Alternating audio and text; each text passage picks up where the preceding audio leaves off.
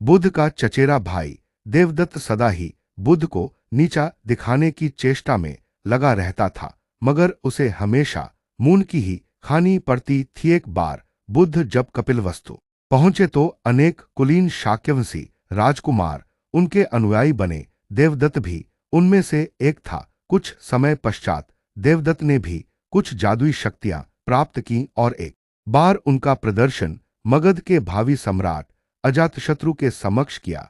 वहां वह एक शिशु के रूप में प्रकट हुआ जिसने सांप की मेखला बांधी हुई थी। तभी से अजातशत्रु उसे परम आदर की दृष्टि से देखा करता था। कुछ दिनों के बाद देवदत्त मगध से लौटकर जब संघ में वापस आया तो उसने स्वयं को बुद्ध से श्रेष्ठ घोषित किया और संघ का नेतृत्व करना चाहा। भिक्षुओं को बुद्ध से विमुख करने के लिए उसने यह कहा है कि बुद्ध तो बूढ़े हो चुके थे और सठिया गए हैं, किंतु भिक्षुओं ने जब उसकी कोई बात नहीं सुनी तो वह बुद्ध और संघ दोनों से द्वेष रखने लगा। खिन्न होकर वह फिर वापस मगध पहुंचा और अजातशत्रु को महाराज बिंबिसार का वध करने के लिए प्रेरित किया, क्योंकि बिंबिसार बुद्ध और बौद्धों को प्रचुर प्रश्रय प्रदान करते थे। प्रारंभिक दौर में बिंबिसार को मरवाने की उसकी योजना सफल नहीं हुई।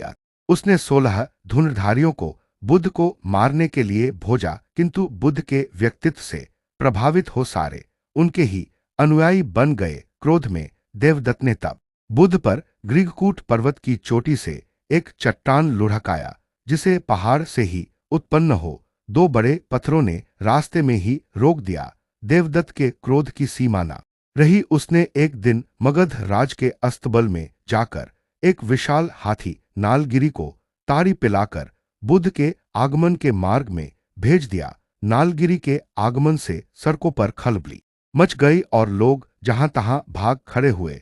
तभी बुद्ध भी वहां से गुजरे। ठीक उसी समय एक घबराई महिला अपने बच्चे को हाथी के सामने ही छोड़ भाग खड़ी हुई। जैसे ही नालगिरी ने बच्चे को कुचलने के लिए अपने पैर बढ़ाए, बुद्ध उसके ठीक सामने जा खड़े हुए। उन्होंने हाथी के सिर को थपथ पाया। बुद्ध के स्पर्श से नालगिरी उनके सामने घुटने टेक कर बैठ गया।